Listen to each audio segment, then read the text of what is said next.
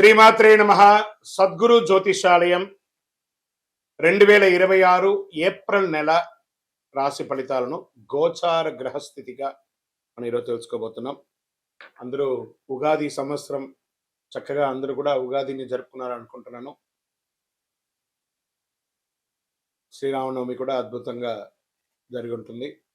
ఈ 2026 ఏప్రిల్ నెల financial year కదా, ఎలా ఉంది, నాకు రాశి ఫలితాలు ఎలా ఉంటుంది, నాకు ఆరోగ్యం ఎలా ఉంటుంది, నా వ్యాపారం ఎలా ఉంటుంది, నా ఉద్యోగం ఎలా ఉంటుంది, నా జీవితం ఎలా ఉంటుంది, ఇప్పుడు ఉన్నటువంటి పాండమిక్ సిచ్యువేషన్ నా ఉద్యోగం ఉంటుందా పోతుందా, లేదా నా యొక్క ఉద్యోగంలో నెక్స్ట్ లెవెల్కి వెళ్తానా లేదా, నా వ్యాపారం ఎలా ఉంది, నాకు అన్ని రేట్లన్నీ పెరిగిపోయాయి కదా, మా నిత్య జీవితం ఎలా ఉంటుంది, ఇలాంటి క్వశ్చన్ మార్క్స్తోనే అందరూ వీడియో చూస్తున్నారు కదా. మిత్రులారా, శుభాకాంక్షలు అందరికీ. మా ఛానల్ ద్వారా చూస్తున్నటువంటి ప్రేక్షక మిత్రులందరికీ కూడా శుభాకాంక్షలు. మా ఛానల్లో జరుగుతున్నటువంటి కార్యక్రమాలన్నీ మీకు నచ్చుతాయి కదా, అందుకే కదా మీరు చూస్తున్నారు. మరి మీరు మీ దగ్గర నుంచి మాకు ఒక చిన్న అభ్యర్థన, మా ఛానల్ని సబ్స్క్రైబ్ చేయండి, లైక్ చేయండి, మీ మిత్రులకి షేర్ చేయండి. ఇది ఆధ్యాత్మికం కదా. ఆధ్యాత్మికం అంటే మన దేవాలయానికి పోతే ఏం చేస్తాం, మనం వచ్చామని దేవుడికి చెప్పుకోవడానికి చిన్న గంట కొడతాం కదా, ఆ పక్కన ఉన్న బెల్ గుర్తుని అలా కొట్టేసేయండి. రైట్.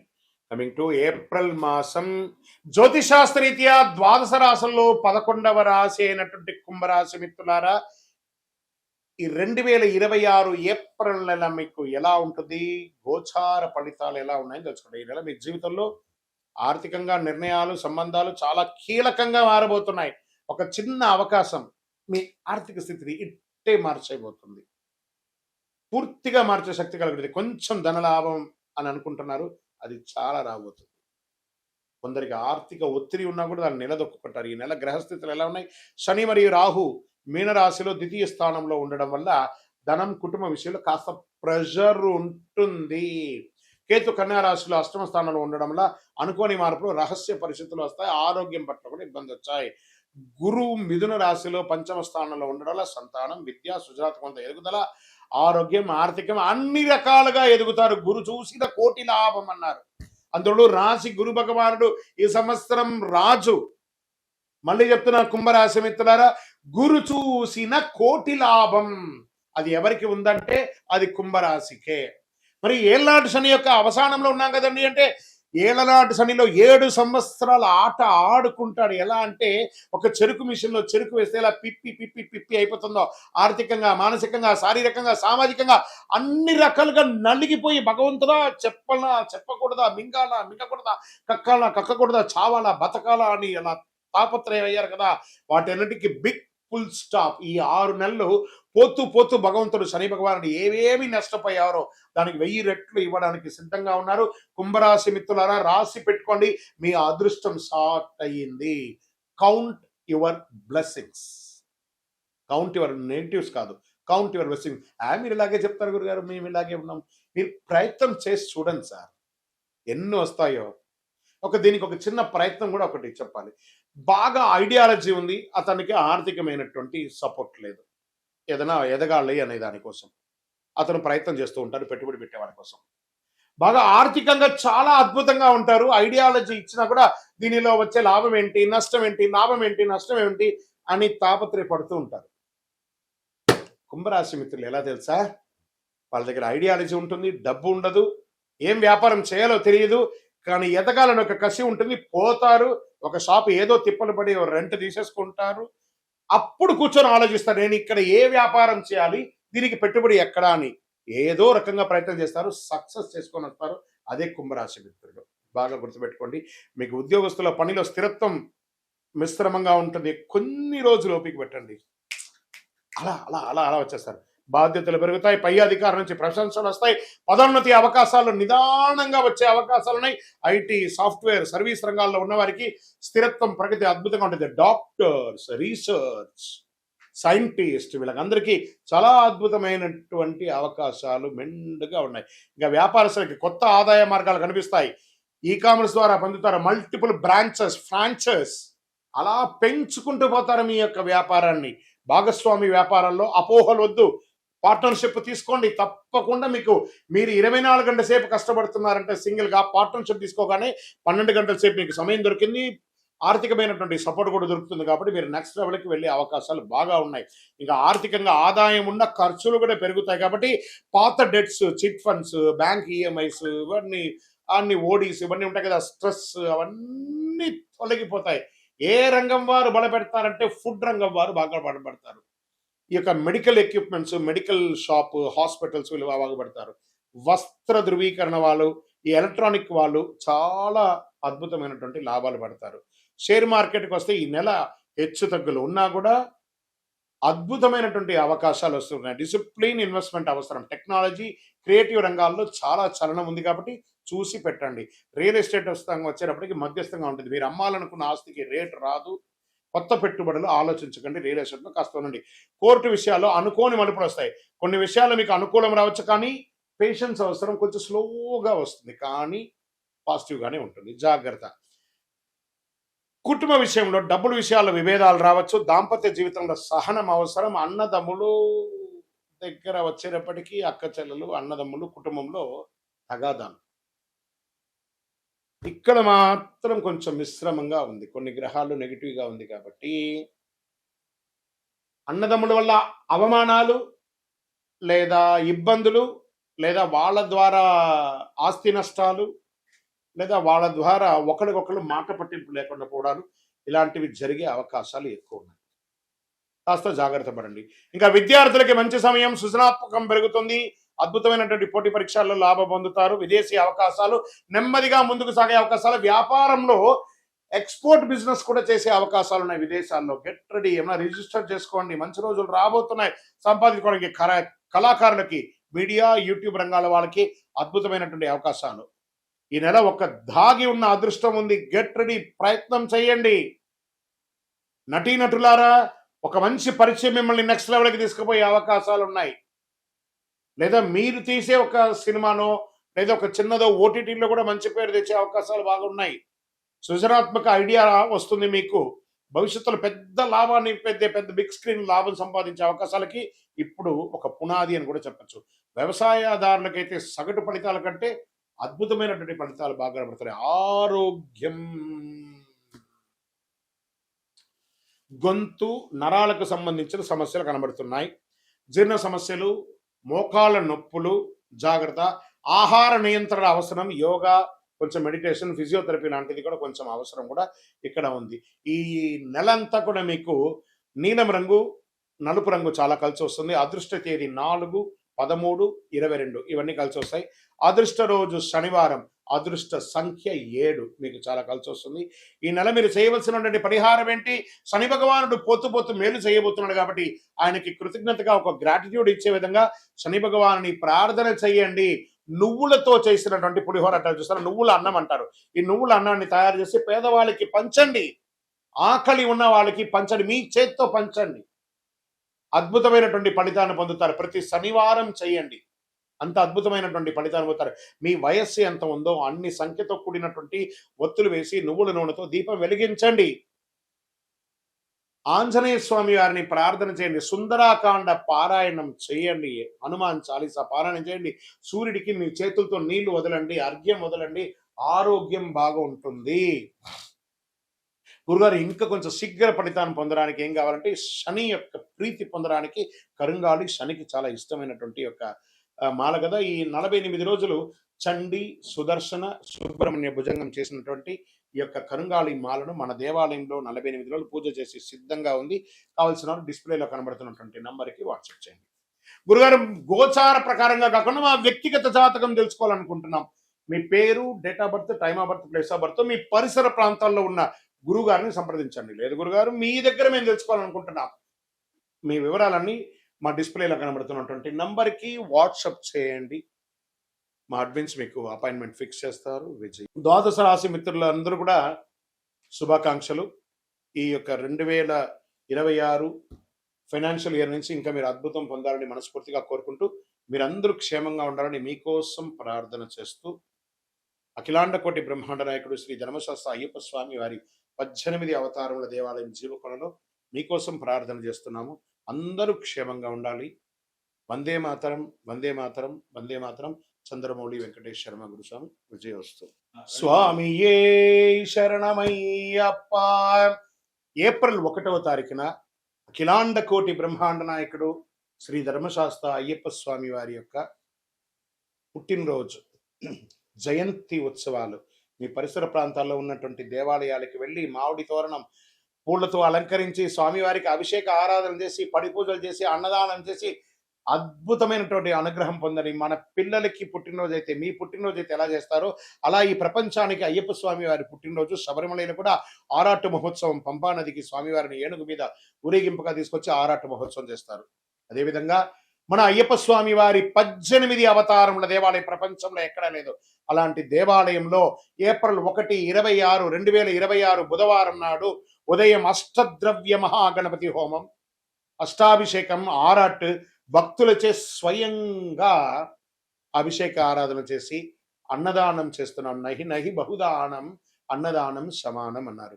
మీ అందరి కోసం అయ్యప్ప స్వామి వారు ఎదురు చూస్తున్నారు. బ్రహ్మశ్రీ డాక్టర్ చంద్రమౌళి గురుస్వామి గారి ఆధ్వర్యంలో ఏప్రిల్ 1వ తారీఖున అద్భుతంగా జరగబోయే అయ్యప్ప స్వామి వారి జయంతి ఉత్సవాలు పడిపూజకు రావాలని మనస్ఫూర్తిగా అందరినీ ప్రార్థన చేస్తున్నాం. ఈ దేవాలయం తిరుపతి పట్టణంలో జీవకోణ అనే ఒక ప్రాంతంలో అలిపిరి, కపటతీర్థం, జీవకోణ అని కంటిన్యూగా ఉండే ఆ కొండ చర్యల కింద జీవకోణ అనే ప్రాంతంలో జీవలింగేశ్వర స్వామి సన్నిధానంలో అయ్యప్ప స్వామి 18 అవతారాలుగా కొలువై ఉన్నారు. రైల్వే స్టేషన్ నుండి, బస్ స్టాండ్ నుండి 3 కిలోమీటర్లు, ఎయిర్పోర్ట్ నుండి 12 కిలోమీటర్ దూరంలో ఉన్నటువంటి ఈ యొక్క దేవాలయానికి తప్పక జీవకోణాన్ని మీరు గూగుల్లో కొట్టగానే వచ్చేస్తుంది. అద్భుతమైనటువంటి ఒక దేవాలయం మీకోసం ఎదురు చూస్తూ ఉన్నాడు. అయ్యప్ప అనుగ్రహ వర్షాన్ని కురిపించడానికి ఆయన పుట్టినరోజుకి రండి. మీ జీవితం అంతా పుట్టినరోజులాగా చేస్తూనే ఉంటారు. అతి శక్తివంతమైనటువంటి దేవాలయం. ఈ దేవాలయంలో అడుగు పెట్టాలంటే నుదుట రాత రాసి ఉంటేనే ఆ దేవాలయంలో అడుగు పెట్టగలరు. రండి, అయ్యప్ప అనుగ్రహం ఇవ్వడానికి సిద్ధంగా ఉన్నారు. విజయోస్తు. తక్కువేమి మనకు రాముడు ఒక్కడుండి వరకు. ఇంకేం కావాలి మనకు? తక్కువే ఉంటుందండి, ఆయన ఉంటే చాలు మనకు. అలాంటి రాజా రామచంద్ర స్వామి వారి యొక్క పుట్టినరోజు మార్చి 27వ తారీఖున శుక్రవారం నాడు అద్భుతమైనటువంటి శ్రీరామనవమి. ఎక్కడ చూసినా మామిడి తోరణాలు, పులిహోరలు, కళ్యాణోత్సవాలు, కళ్యాణ తలంబ్రాలు. గల్లి గల్లికి మనకు ఉభయ తెలుగు రాష్ట్రాల్లోనూ, దేశ విదేశాలలో ఎక్కడ చూసినా రామ కళ్యాణం.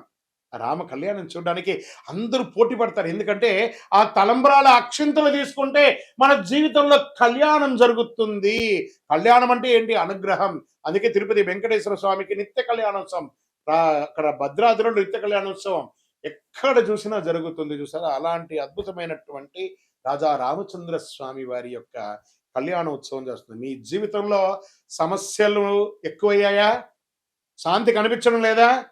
ఈ శ్రీరామనవమి రోజు కళ్యాణంలో పిలవకపోయినా వెళ్ళండి సార్. ఆ కళ్యాణ మంత్రాలు వినండి, ఆ కళ్యాణ అష్టపదులు వినండి, కళ్యాణ అష్టకాలు వినండి, ఆ తలంబ్రాల అక్షింతలు తీసుకోండి, ఆ భోజనం చెయ్యండి. అద్భుతమైనటువంటి ఫలితాలు పొందుతారు. శ్రీరామ జయ రామ జయ జయ రామ అనే యొక్క మంత్రాన్ని, తారక మంత్రము ఒక్కసారి చెప్పినా చాలట. విష్ణు సహస్రనామం మొత్తం చెప్పకపోయినా శ్రీరామ రామ రామేతి రమే రామే మనోరమే సహస్రనామ తత్తుల్యం రామనామ వరాణని ఇలా 3 సార్లు చెప్తే సహస్రనామం చేసినంత ఫలితం అంట. అందులోనూ రాజా రామచంద్ర స్వామి వారు పుట్టినరోజు ఆయన గుర్తిస్తే ఎంత ఆనందపడతారు కదా ఆయన. ఈ స్వామి వారికి ఇక్కడ దేవుడి గురించి కూడా మనం అప్పుడప్పుడు తెలుసుకోవాలి. ఆ సమయం వచ్చినప్పుడు దేవుడు మన జీవితంలో చక్కటి ఫలితాన్ని ఇస్తుంటాడు. ఏ రకంగా చెప్తాచో, రావణుడు మన అహంకారం, సీతమ్మ మన యొక్క పవిత్రత, హనుమంతుడు మన భక్తి, మనస్సులో రాక్షసత్వాన్ని జయిస్తే మనమే రాముడు. అలాంటి రాముడికి ఎందుకు కష్టాలు వస్తాయి మనకు? కోపం, అహంకారం, అసూయ, ఇవే మన సమస్యలకు మూలం. రాముడు చెప్పిన పరిష్కారం ఏంటి? సహనంగా ఉండండి, సత్యంగా ఉండండి, ధర్మంగా ఉండండి, ఏకపత్ని వ్రతం ఉండండి. మిత్రుడితో ఎలా ఉండాలో చెప్పాడు. శత్రువుతో ఎలా ఉండాలో చెప్పాడు, భక్తుడితో ఎలా ఉండాలో చెప్పాడు. రామనామ జపం రోజు 108. అప్పట్లో అంతా కూడా రామకోటి రాసేవాళ్ళు అందరూ. ఇప్పుడు కూడా రాస్తున్నారు అనుకుంటున్నాను. ఎన్నో చోట్ల రామకోటి స్తూపాలన్నీ కూడా వేశారు. సుందరాకాండ ఈరోజు మనం ఏమేం చేయొచ్చు? సుందరాకాండ పారాయణం చేయొచ్చు, పానకం పెట్టచ్చు, చలివేంద్రాలు పెట్టచ్చు, భోజనాలు పెట్టచ్చు, అన్ని రకాలైన చేయొచ్చు. దేవుడు బయట లేడని, మనలోనే ఉన్నాడు ఆ భగవంతుడు. మనం పరోపకారార్థే ఇదం శరీరం అని చెప్తే అందరూ అద్భుతమైనటువంటి ఫలితాలు పొందుతారు. రామాయణం యొక్క గూఢార్థం అన్ని కూడా అఖిలాండ కోటి బ్రహ్మాండ నాయకుడు అటువంటి ఆ రాజా రామచంద్ర స్వామి వారి యొక్క పరిపూర్ణమైనటువంటి అనుగ్రహాన్ని అందరూ పొందాలని కోరుకుంటున్నాను. ఇంకా ఉంది. ఇది ఈరోజు కేవలం ఒక పండగ మాత్రమే కాదండి. జీవితం ఎలా జీవించాలో నేర్చుకునే ఒక రోజు. ఈ రోజున రాముడు అవతరించి ధర్మాన్ని కాపాడాడు.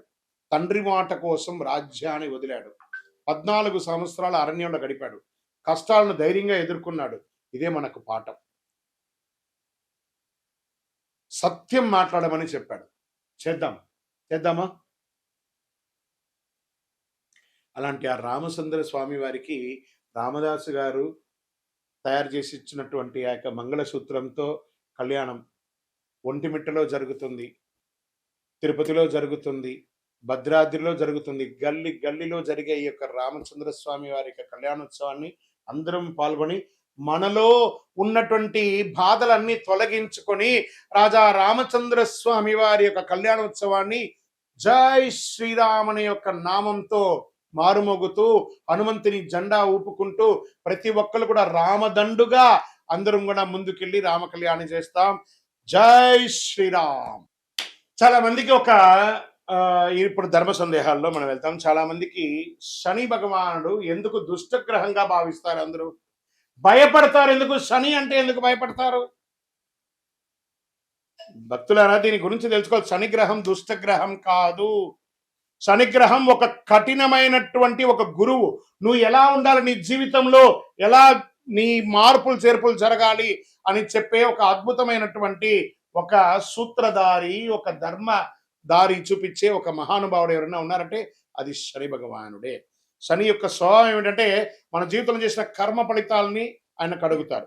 మన తప్పు చేసే శిక్షిస్తుంది, సరైన మార్గంలో నడిపించే గొప్ప ఫలితాన్ని ఇస్తారనమాట ఆయన. అందుకే శనిని న్యాయాధిపతిగా అంటారు. అందుకే ఏ దేవుడికి కూడా లేని ఈశ్వర శబ్దాన్ని కలిగినటువంటి వాడు. ఏం చెప్తారు? ఈశ్వరుడికి మాత్రం ఈశ్వర శబ్దం ఉంది కదా, శనీశ్వరుడు అన్నారు. శని ఈశ్వర శబ్దం కలిగిన వాడు కాబట్టి ఆయన ఏం చేస్తాడంటే మనల్ని ఆర్థికంగా నువ్వు ఎలా ఉండాలి ట్యూన్ చేస్తాడు, బంధాల్లో ఎలా ఉండాలి ట్యూన్ చేస్తాడు, సమాజంలో ఎలా ఉండాలి ట్యూన్ చేస్తాడు, నీ నోటి వల్ల వచ్చినటువంటి తప్పులే ఉంటుంది దాన్ని ట్యూన్ చేస్తాడు. ఎన్ని రకాలుగా అంటే ఆయన ఏ రకంగా మన దాంట్లో ప్రయాణం చేస్తాడు? ఏళ్నాడు శని, అష్టమ శని, అర్ధాష్టమ శని, కంఠ శని, జన్మ శని, ఇన్ని రకాలుగా మనలో వచ్చి మన జీవితాన్ని మారుస్తుంటారు. ఆయనకి ఎంత కృతజ్ఞత చెప్పాలి కదా. ఆయన దుష్టగ్రహం కాదండి. ఆయన ప్రేమించడం మొదలు పెట్టండి. మందగమనుడు, కాకపోతే కొన్ని అర్థం కాకుండా ఇబ్బంది పెడుతుంటాడని అనుకుంటారు. కానీ మనం చేసే పనిని ఇన్స్టెంట్ గా చేస్తామంటే ఇబ్బంది పడిపోతాం. ఆయన మందంగా స్లోగా మనల్ని ట్యూన్ చేసుకుంటూ వస్తాడు. అబ్బా, ఇంతకంటే కష్టం నేను పడలేదండి అనేదాన్ని చూపిస్తాడు, కానీ చంపేయడు, జాగ్రత్త పట్టిస్తాడు. అందుకే శని న్యాయాధిపతి, న్యాయం పక్కన ఉంటాడు. ఎందుకు కష్టాలు ఇస్తాడంటే అహంకారం తగ్గించడానికి కష్టాన్ని ఇస్తాడు, ఆలస్యత్వాన్ని తొలగించడానికి కష్టాలు ఇస్తాడు, మనలో ఉన్న బలహీనతలను బయట పడేయడానికి కష్టాలు ఇస్తాడు. శని మనల్ని పరీక్షిస్తాడు. శని కాలంలో డబ్బు కష్టమవుతుంది, సంబంధాల పరీక్షలు లోపమవుతుంది, మానసిక ఒత్తిడి పెరుగుతుంది. కానీ కష్టం వెనక ఉన్న అసలు ఉద్దేశం మనల్ని బలంగా తయారు చేయడానికి. శని ఇచ్చే ఫలితాలు ఆలస్యంగా వస్తాయి, కానీ వచ్చిన తర్వాత శాశ్వతంగా ఉండబోతున్నాయి. అలాంటి వాళ్ళు ఎవరైనా ఉన్నారా ఈ 2026లో అంటే? అందులో కన్యా రాశి వారు ఉన్నారు, కర్కాటక రాశి వారు ఉన్నారు, వృశ్చిక రాశి వారు ఉన్నారు, తులారాశి వారు ఉన్నారు, కుంభరాశి వారు ఉన్నారు. వీళ్ళంతా అదృష్టాన్ని పొందబోతున్నారు. శని అనుగ్రహం ఉంటే సాధారణ మనిషి కూడా చక్రవర్తి అయిపోతాడండి. అదే శనిలో ఉన్న. అందుకే కొంతమంది జీవితంలో చాలా ఆలస్యంగా సక్సెస్ అవుతారంటే అది శని భగవానుడు చూశాడు. శ్రమ, సహనం, నిజాయితీ, క్రమశిక్షణ, ఈ 4 ఉంటే శని ఎప్పుడు హానికి రాడు. శనిగ్రహం శుభగ్రహం, దుష్టగ్రహం కాదు. విజయోస్తు. శని దశలో మనం ఏ ఏ పనులు చేయకూడదు? అసాంఘికమైనటువంటి కార్యక్రమాలు చేయకూడదు, ఇల్లీగల్ అఫైర్స్ పెట్టుకోకూడదు, ఆర్థిక లావాదేవీలలో తప్పులు చేయకూడదు. ఇవన్నీ జాగ్రత్తగా ఉండాలి. ఆహారపు అలవాట్లని మధ్యస్థంగా ఉంచుకోవాలి. కొత్త పెట్టుబడులు పెట్టి ఇబ్బంది పడకూడదు. ఇలాంటి జాగ్రత్తలు పడితే శని భగవానుడు మంచి దారాన్ని కల్పిస్తాడు. విజయోస్తు. శని 7వ స్థానంలో కూర్చున్నాడు. శనికి తైలాభిషేకం అంటే చాలా ఇష్టం. కాకధ్వజాయ విద్మహే ఖడ్గహస్తాయ ధీమహి తన్నః మంద ప్రచోదయాత్. ఆయన రౌద్రంగా ఉన్న ఆ స్వామి వారిని శివుడికి ఎలా అభిషేకం అంటే చాలా ఇష్టం. ఆ తైలంతో అభిషేకం చేయడం వల్ల కర్మ వ్యాధులు తొలగుతాయండి. అందుకని శని భగవానుడు నాకు తైలాభిషేకం చేయండి, మీ వ్యాధులన్నీ తీర్చుకోండి అని అంటున్నాడు. కాబట్టి తైలాభిషేకం చేస్తే శనీశ్వరుడు ఆనందపడతాడు. అందులో ప్రత్యేకించి శనివారం తల మీదకెళ్ళి నూనె పోయడం కాదు, మళ్ళీ అందరూ తెలుసుకోవాలి, శని పాదాలకు నూనె పోయాలి. ఇది చాలా మంది తెలియకుండా చేస్తారు. విజయోస్తు. మళ్ళీ అగరబత్తి తీసుకుపోయి ఆ దేవుడు పాదాల దగ్గర ఇట్లా ఒత్తి దీపం పెడతారు. ఆ మంటకు నువ్వు పూజ చేసి నన్ను నా సీటుకే ఎసురు పెడుతున్నావురా అనుకుంటాడు. దూరంగా పెట్టాలి నూనె. ఇవన్నీ కూడా జాగ్రత్త. విజయోస్తు. శనిదేవుని యొక్క పూజకు ఉత్తమమైనటువంటి సమయం ప్రాతకాలం చేసుకోవచ్చు. రాహుకాల దీపాలు పెట్టడం చాలా మంచిది. శని భగవానుడికి 9, 10:30 రాహుకాలం కాబట్టి శనివారం రోజు ఆ రోజు చేస్తే చాలా విశేషంగా ఆ సమయంలో ఉంటారు.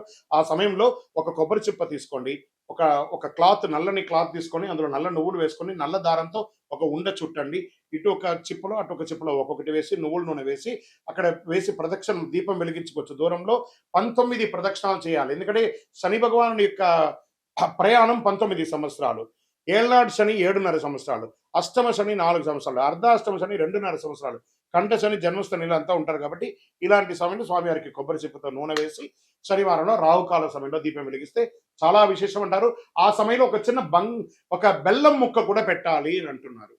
పెడితే చాలా మంచిది, విశేషం. శనిదేవ్ గురుగారు మీరు ప్రదక్షిణల గురించి చెప్పారు. మరి శనిదేవుని ప్రీతి చేయడానికి మేము ఏమైనా మంత్రం చెప్పాలా? దీనికి ఏమన్నా ఉంటాయంట? నీలాంజన సమాపాసం రవిపుత్రం యమాగ్రజం ఛాయా మార్తాండ సంభూతం తన్నమామి శనైశ్వరం. తర్వాత ఏం చేస్తారు? కాకధ్వజాయ విద్మహే ఖడ్గహస్తాయ ధీమహి తన్నః మందః ప్రచోదయాత్. ఇవన్నీ అయిన తర్వాత ఆయన దగ్గర మనం ఏమని ప్రార్థన చేసుకుంటున్నాం? శని బాధ వినాశాయ ఘోర సంతాపహారిణే కనకాలయ వాసాయ భూతనాదాయ తే నమః. ఆయన దగ్గర ఏం ప్రార్థన చేస్తున్నాం? దేహి మే బుద్ధి వైశిష్ట్యం. స్వామి నా బుద్ధి చెడిపోయినట్టు కనబడుతుంది, నాకు మంచి ఆ బుద్ధి ఇవ్వండి. దేహి మే బుద్ధి వైశిష్ట్యం దేహి మే నిత్య యవ్వనం. నేను ఆహారపు అలవాట్ల ద్వారా నా శరీరాన్ని నాశనం చేసుకున్నాను, నేను నాకు మంచి ఆరోగ్యాన్ని. దేహి మే నిత్య యవ్వనం దేహి మే పరమానందం. ఆ స్వామి దగ్గర ఆనందాన్ని కల్పించండి స్వామి. ఎప్పుడు ఏదో నెగిటివ్ దృష్టితో నేను ఎప్పుడు నెగిటివ్గా ఆనందం లేకుండా స్ట్రెస్ అవుతున్నాను, నాకు ఆనందాన్ని ఇవ్వండి అని చెప్పి ఇలా ప్రార్థన చేయండి. అనుగ్రహ వర్షాన్ని కురిపించేస్తారండి శని భగవానుడు. విజయోస్తు.